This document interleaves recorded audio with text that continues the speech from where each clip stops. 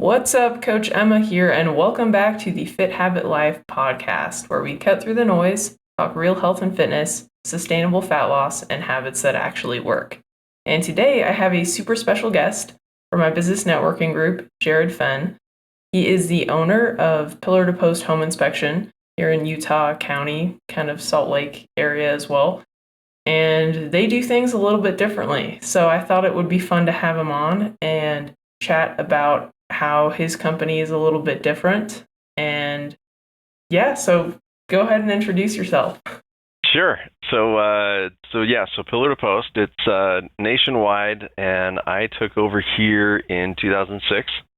And what kind of got me into this is I grew up doing construction, and my brother came out of, a summer sales job with a bunch of money. He was young, wanted to go buy a house, and it was this house built in 1896.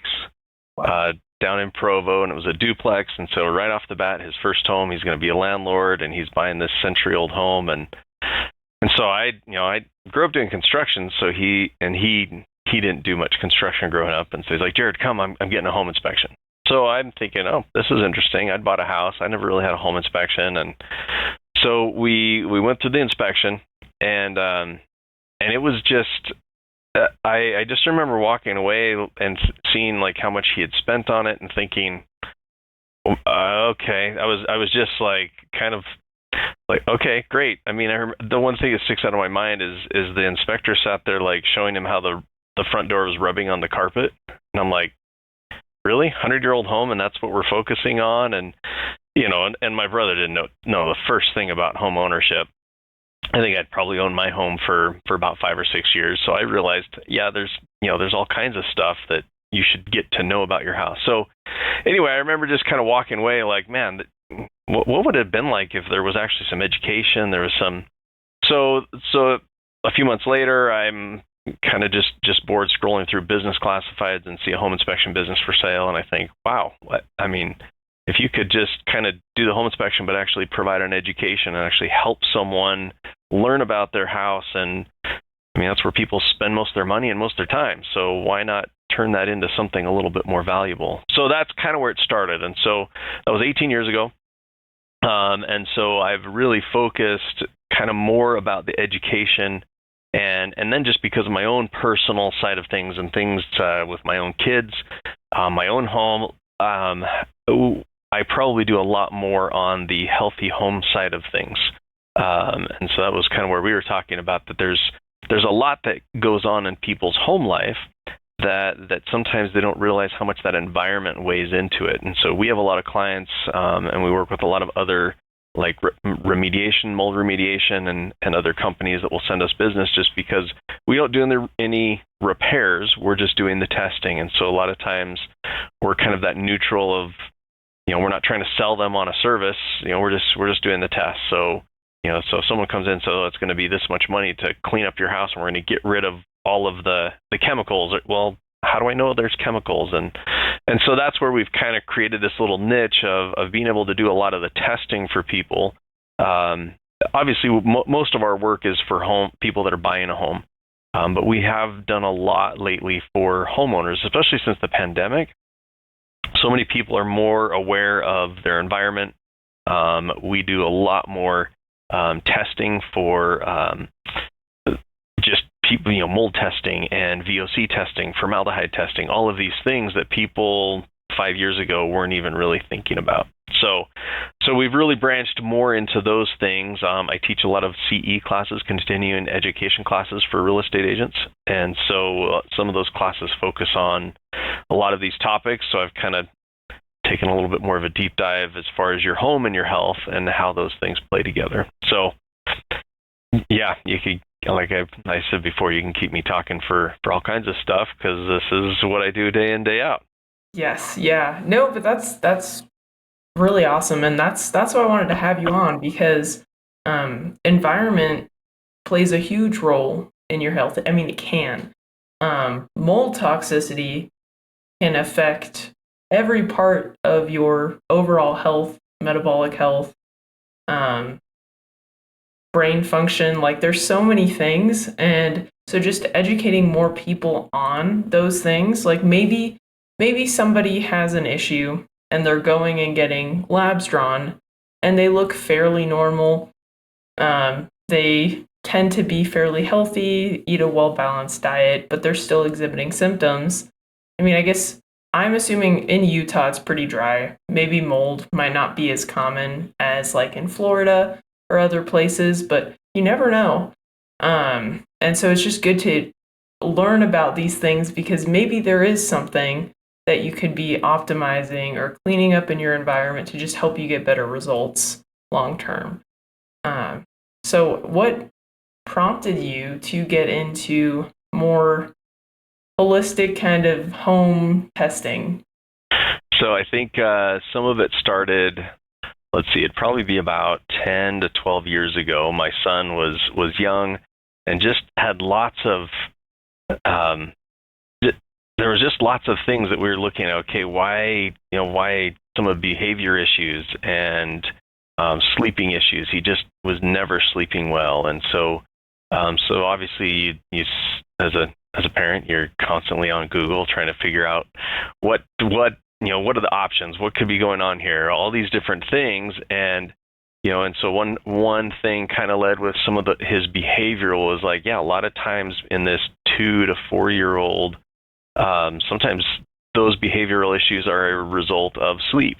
So let's see, how can we improve the sleep? Well, we look at all these things, and one thing that we'd always notice is his breathing was always, he snored a lot.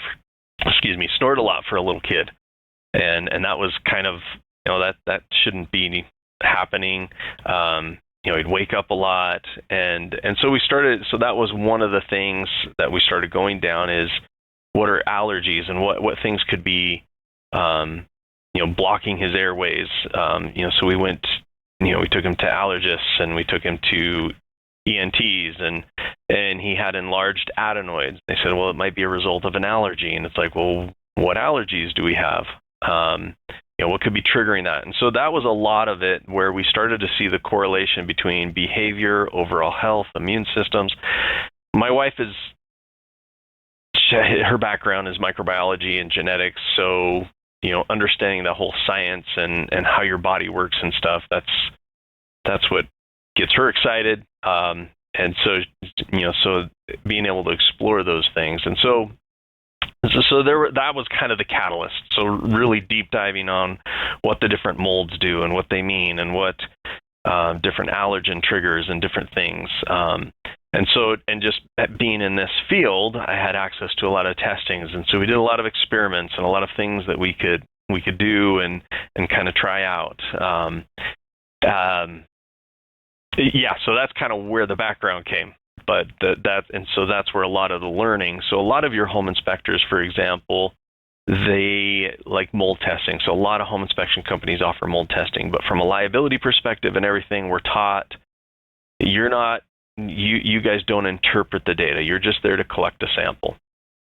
And so that's one thing where I probably go way outside of the scope of what home inspectors do, because I'm fascinated. It's like, okay, I understand. Okay, but learning not just, okay, you've got these kind of molds in this quantity, go talk to a professional. And then they go talk to a professional, and that professional, yeah, we can clean it up. And there's that gap between, well, help me understand, how did I get here? What are the things? We just had a real interesting, just yesterday.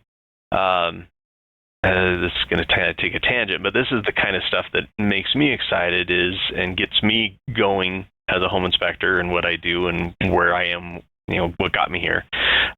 This was just 2 days ago. A real estate agent, and he has a property management company. I've worked with him for a while, and he's like, hey, Jared, I need your help trying to figure out this mold problem at my parents' house. They've only been in there for a few years.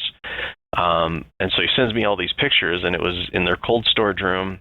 They had like these metal and wood shelving, but he sends me these pictures, and they're just maybe I'll just send you the pictures if that makes sense to put together on some of these, because they were pretty horrific. You've got mold growing all over these. There was even Really, like dangling, like these things just dangling from the shelves, and he's in like, Utah? mm-hmm. and that's kind of one of the things that a lot of people think, it's dry, we don't have to worry about it, but it is dry. And so the first thing he says is like, yeah, this is in the cold storage room. It's under the porch. And so I say, oh, well, where does it face? Oh, well, it's northwest. Okay. So it was, just going through it, he's like, there's no plumbing. I can't figure out where it's going. And so he sent me just enough pictures and was like, oh, just doing this long enough, it's like, okay, here's what's happening. You have a cold storage room. It's basically a concrete box in the ground. Moisture is always going to travel from more moist to more dry. And because it's facing northwest, more than likely that afternoon sun is just cooking that porch. I said, send me some pictures of the outside.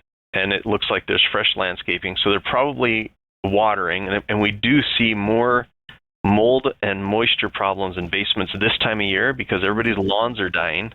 So everybody cranks up the timers on their sprinklers, but they don't adjust them so that the lawn gets more water, but the flower beds next to the foundation gets less. So water starts coming in. And so that's why I said this is probably what's going on. More than likely, you've got the ground is saturated. Concrete's not waterproof. Water is going to soak in.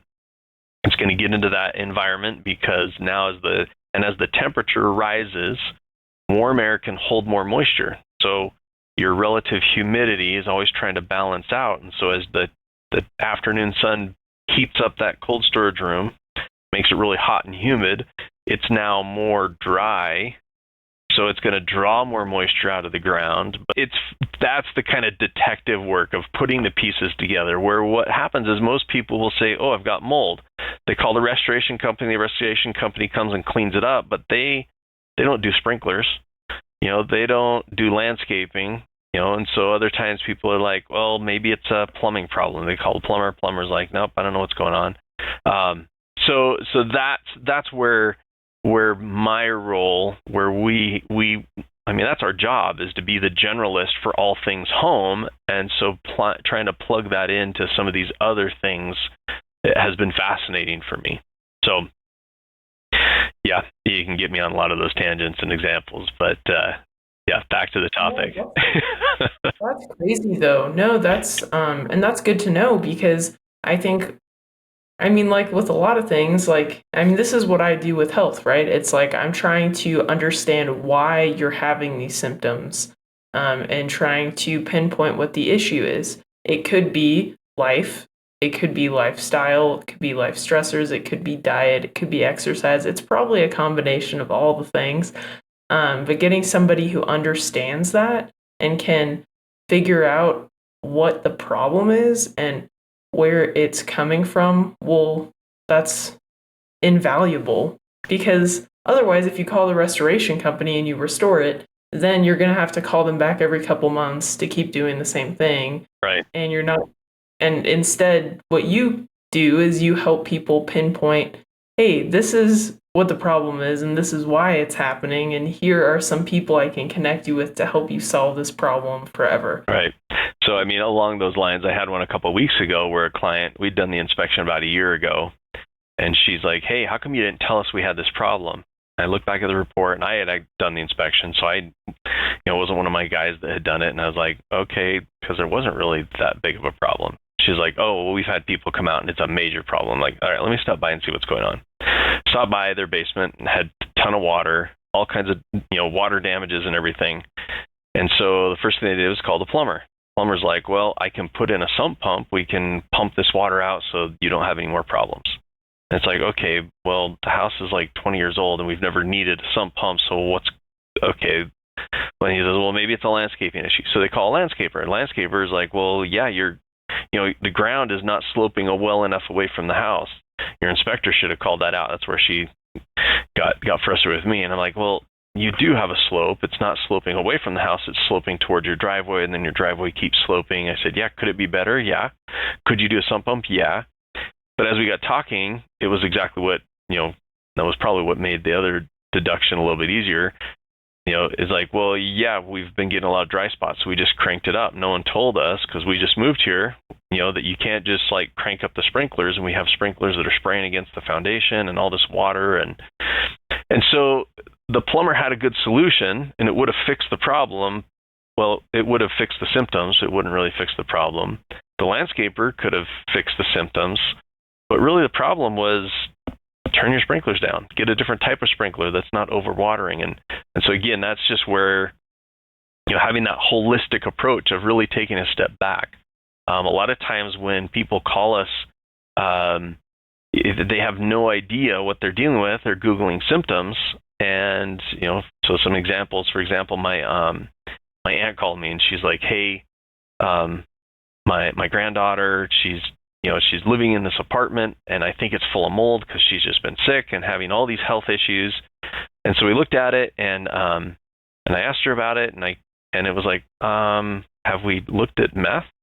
I mean, has anyone ever tested for meth in the home? Because there are a lot of symptoms that overlap when people are living in a home that is contaminated with methamphetamines as what could be going on with mold. And so, once then she starts going down that path, Googling all this, like, oh yeah, let's look at that. And so sure enough, whether that's the cause and effect, she has a lot of other health issues anyway, but yeah, the meth was higher than it should have been. Wow. And wasn't above the contamination level, so it needed to be remediated. And so another time we had a client call and she said, hey, I've been having a lot of health problems. And you did our inspection, and I can't find some of the she was trying to figure out, looking back at old tests to try to figure out, because her doctor couldn't figure out what was wrong. And just in the matter, the time of just talking, okay, what's going on? This was a multi-million-dollar house up in Draper. What are you planning on doing with the house? Oh, we're going to renovate this, this, and this. And so we started talking about renovations. And she started telling me her symptoms. Well, every time, I just thought I was sick. There's a lot of colds. This was like February, so it's that time of year when everybody kind of has a cough, a little bit of an issue. She's like, but we went out of town for, a few weeks, and I felt great. And I got home, and so it's something in this home because now I feel sick again. Okay, so she's like, my doctor says I need to find these old reports, and I think we'd only done a radon test, and radon usually doesn't have that immediate effects. Radon's more of a long-term exposure, long-term health risk. And so the first thing I said was, did you do all those improvements? Oh yeah, there was this huge kind of studio above the garage, and she's like, that's my workspace. We did a bunch of built-ins. We did all this. I'm like, oh, okay, well, did you realize that there's a lot of formaldehyde in a lot of the cabinetry and a lot of, carpeting and all that, those press boards and everything. And so, all of her symptoms matched people that have sensitivities to formaldehyde. Wow. And so we were able to go down that path to do a formaldehyde test. Yeah, it was really high. Now you have like a plan of action, of course, that you can go rather than just, what is it? So a lot of times what we're doing is not so much a slam dunk like some of these. But a lot of times it's like, I have these symptoms. Okay, well, we kind of have to start ruling out stuff.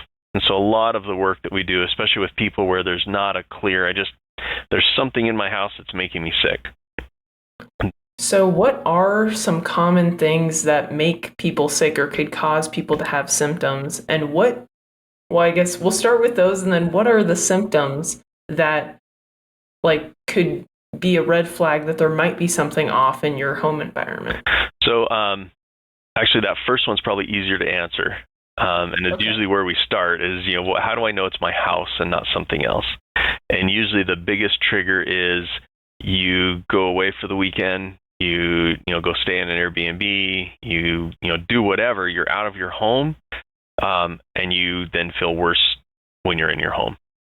So back about 20 years ago, they had a term they would use a lot called the sick house syndrome. Now they know that that's more related usually to formaldehyde exposure. It can be mold, but it's just a home that doesn't breathe. It doesn't have a good fresh air supply. Then you're going to start having symptoms. So some of those symptoms, usually the symptoms that I hear about where people are reaching out is, some sort of respiratory or neurological. So I always have a headache. I always have a, scratchy throat. My nose is always stuffed up. My eyes are itchy. In extreme cases, they might get like a rash or hives that will start to break out. The problem is methamphetamine exposure can cause this. Mold can cause this. VOCs can cause this. formaldehyde, all of those can cause those. And so usually it's a matter of, well, have you done any tests that you know you have sensitivities? If they have, then we have a path we can go down. But usually it's process of elimination. And so that's what I tell a lot of people when it comes to air quality.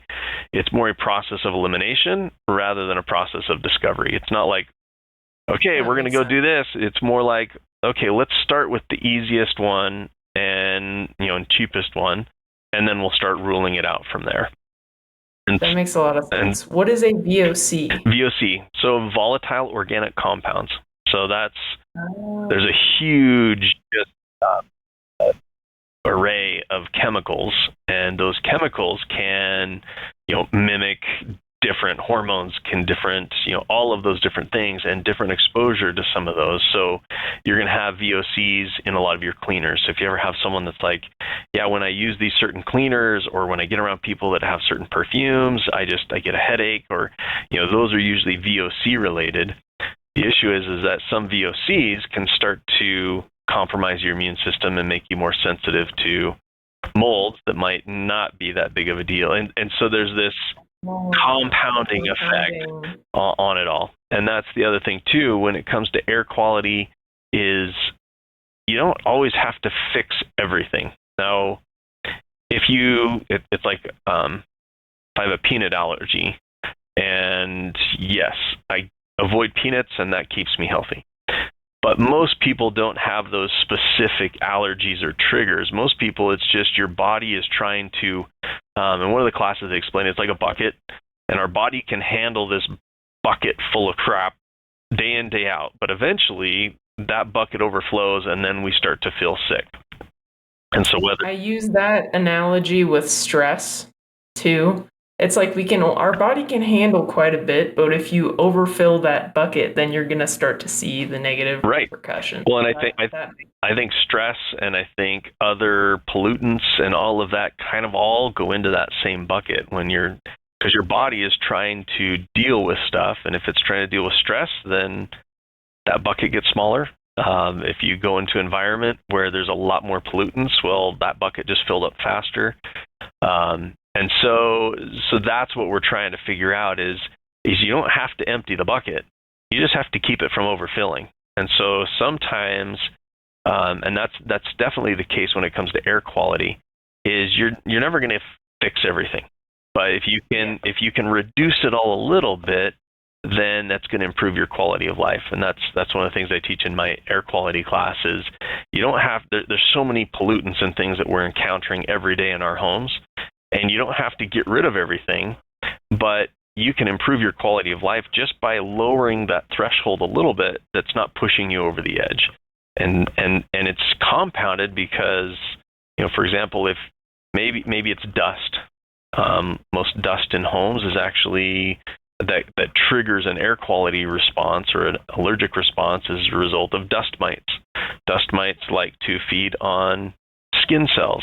So if you have pets in the home that are constantly shedding, that puts a lot of dust and dander into the carpet. Dust mites like to feed on that, and so then you have pollens, and so all of these things. If these are, well, I'll take you back to what got me here. So another thing was my daughter had a lot of hay fever when she was younger. She would, and she would wake up, she'd be all stuffy, and she had this almost like claustrophobia that if she couldn't breathe through her nose, she'd start to panic, and so it was like, okay, we got to figure this out. I had a lot of allergies, especially as a kid, and so leveraging, okay, what I know about dust and all of that. Every time she would start to get to that, we would just deep clean her bedroom. It was pull off all the sheets and everything, pull down the curtains, shampoo the carpets, dust every surface, and that would make a difference. During times of the year when she would start to, when it was more of a pollen related thing, and we knew it was like, oh, it's that time of year. One trick that I learned from someone was you just take a box fan and put a furnace filter, kind of a little bit nicer furnace filter on the backside, and just let that run. And that's going to pull out any of those pollens, those pollutants. And so we just set that in her bedroom at night, and that would be circulating the air and pulling out those pollutants. And it was less that she needed to be breathing in at night. And so there's a lot of little things that you can do And if you can just kind of lower that threshold, not only are you going to feel better, but you're going to sleep better, which then is going to, improve everything. Right. Your ability to detoxify and handle that load. Exactly. Yes, that makes a lot of sense. It's almost like that better sleep makes your bucket bigger, and then you're able to handle a lot more. So yes. So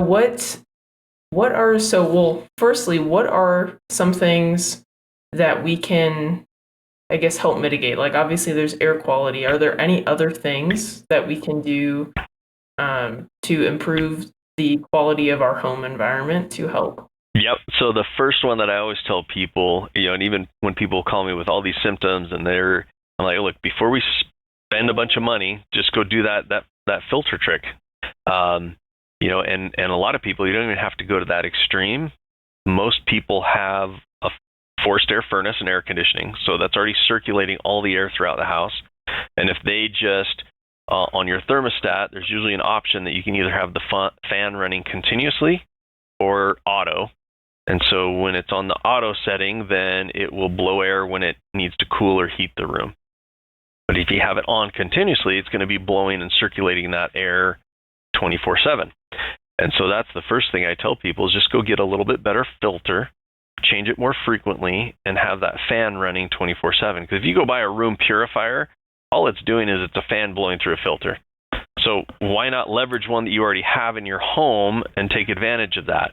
And that can make a big difference. Or I'll tell people to do the box fan trick, try that out for a week and see if anything improves.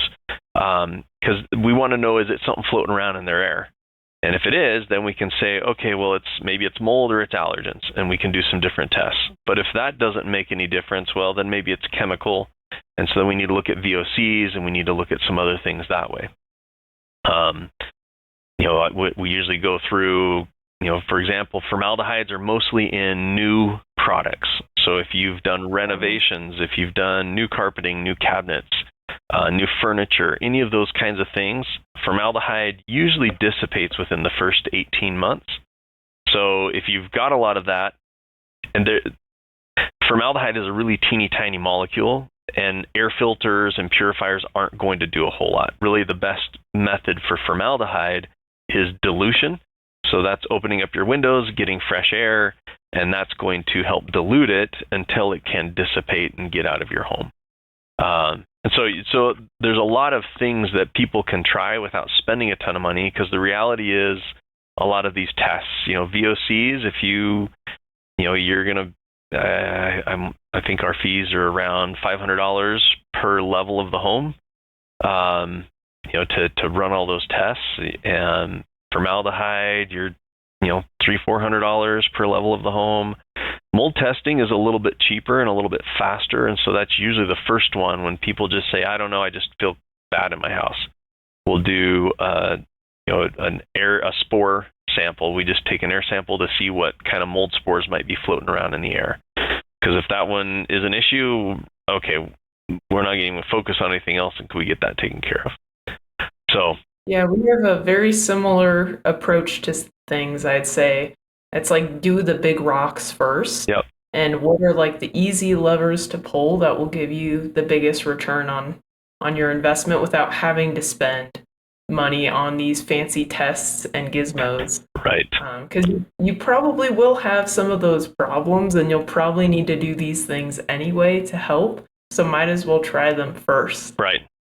Yep. And just get those out of the way, save yourself some money, and yeah. So, like me, we still do the box fan trick. We still, if people are having lots of issues, get rid of your carpets. Carpeting is a big one. Yeah. So one of the tests we do is an allergen test where we're looking for some of the 5 most common allergy triggers, which are dogs, cats, 2 different kinds of dust mites, and cockroaches. Which luckily we don't have a ton of cockroach problem here in Utah, but cockroaches and dust mites are some of the leading triggers for asthma among children. And so knowing what your load and what your burden is with those allergens can sometimes be an issue. So as an experiment, we, just to give you the timeline, before we had kids, we had 2 dogs. In about an 8-month period, we'd remodeled, so we had new carpeting in our living room, and we had our 2 dogs. But within that 8-month period, both of them passed away, and we had a new child. And so in that 8-month window, we new carpet, 2 dogs, but then they were gone, and then a new child, and you're always with your first child, you're super paranoid about being clean. And so for the next several years, we're constantly cleaning and shampooing the carpets and doing everything. Fast forward 6 years, I do the allergen test where we vacuum the carpet and we take a dust sample and send it off. The dog allergen triggers are still super high. So even after 6 years of shampooing and vacuuming, those allergen triggers are still there. There was also this, we got a cat, but my daughter and I are both allergic to cats, but we got a cat that stays in our garage. But there was this 2-month where we kind of had the cat in this crate in our living room while it was kind of getting used to, kind of being ready to put out in the garage. And 6 years later, the cat allergens were also really high. So if you have a lot of sensitivities, carpeting just is not helping you.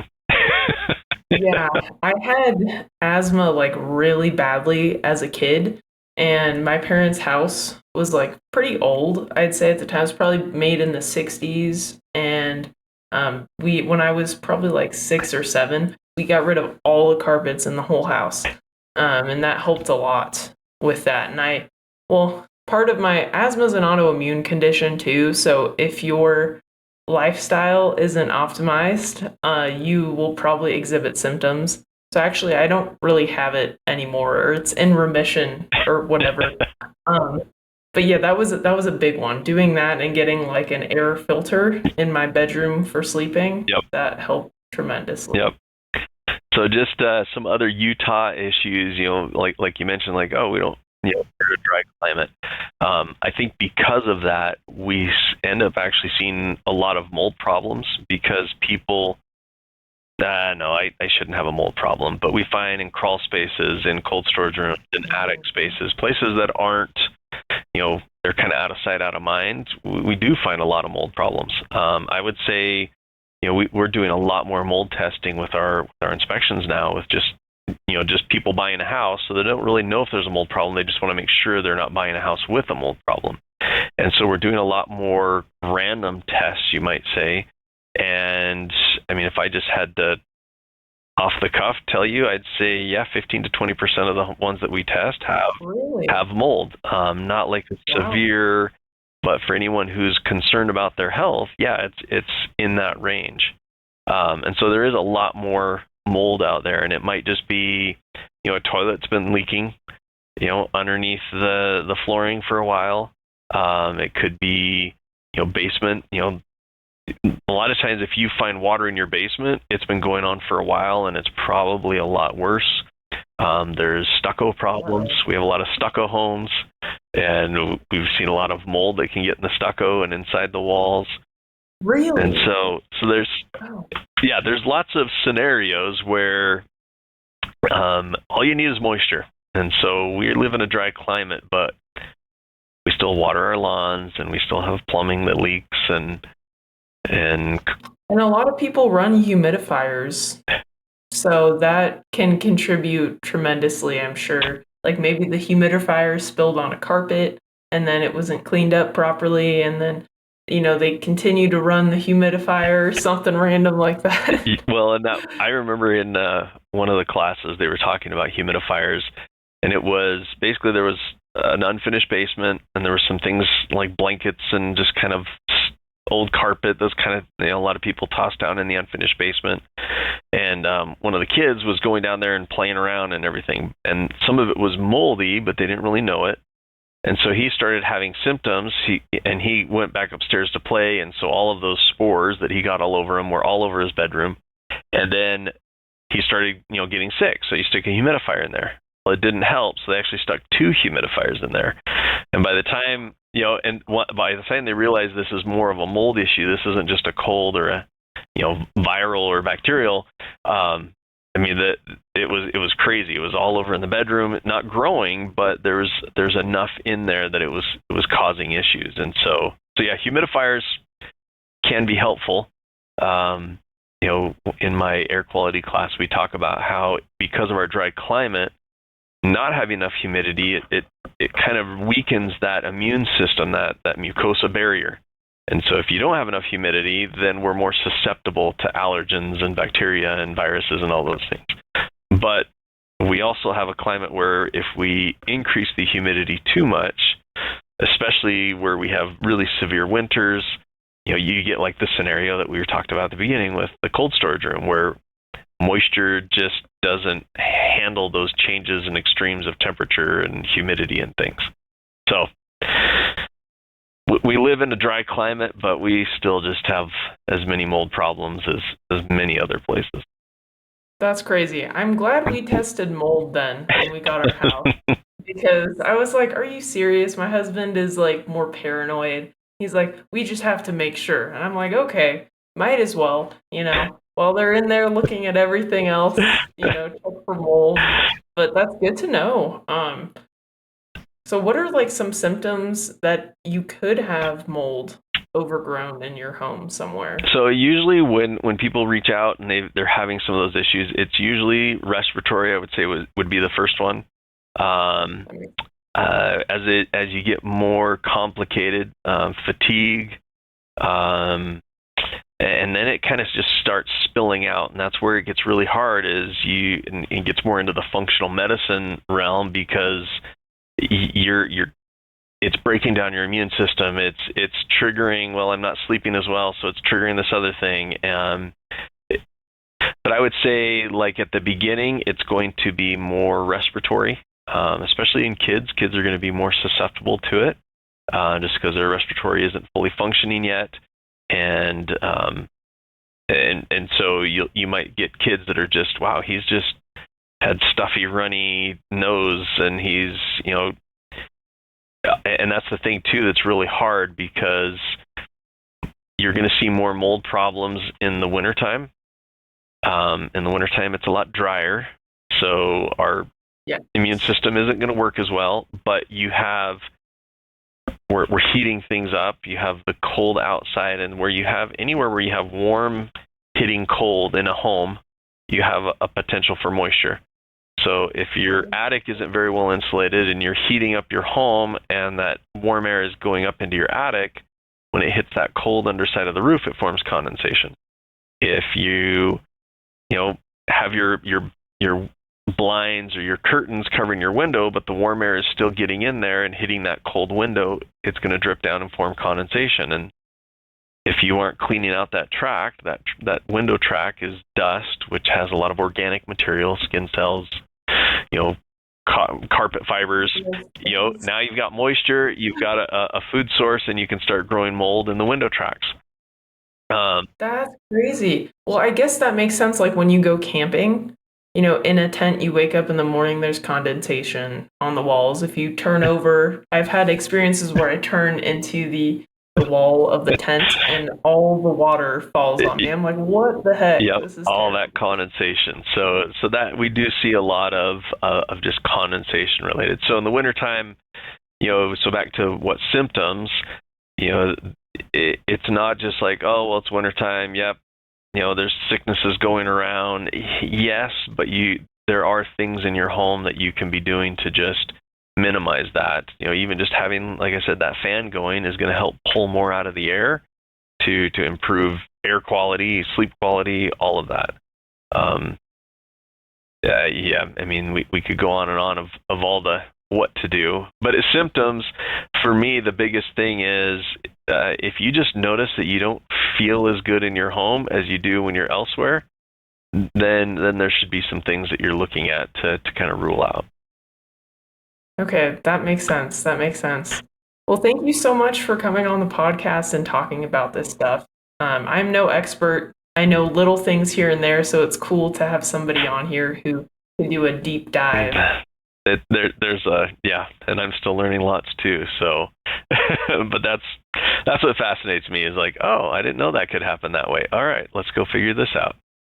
So So what would you like to leave our audience with as like the final thing? I would say that the final thing is know that there is a resource out there. Home inspectors are a great resource. Most people only think of home inspectors when they're buying a house, but it is a whole resource that we don't do any repairs, but we have that holistic view of a home. That's our job, is to be able to give an overall assessment of a home when someone's buying it. But when you're living in a home, we're a great resource to help you know, okay, well, should I call a restoration company? Should I call the plumber? Should I call the landscaper? Who, it's the old Ghostbusters. Who are you going to call? And I think home inspectors for a lot of home things are a great resource. Awesome. Yeah, that's a great way to end the episode. So where can our listeners find you? So Jared Fenn team at Pillar to Post. So pillartopost.com, like I said, you're going to get all over. You can plug in a zip code and you'll get whatever the closest Pillar to Post. But my team, jaredfennteam.com, is probably the easiest way to find us. Awesome. I'll link that in the show notes, and I'll probably put your Facebook or social media or something in there if you'd like to, just so if people wanted to connect with you that way too, they can do that. Yep, and that's a great one to see all the crazy stuff we see in, day out. I'm sure. Never a dull day in our line of work. So it's a great one to connect with us on social media. Awesome. Well, thank you again so much for being on. Thanks for having me. I'm sure. Yeah, you're welcome back anytime. Maybe we'll do a deep dive into a particular topic next time. Yeah. You can go into all the nitty-gritty details. Yeah, we can look at some mold reports and see what people are breathing on a day in, day out. Oh, maybe you don't want to. Awesome.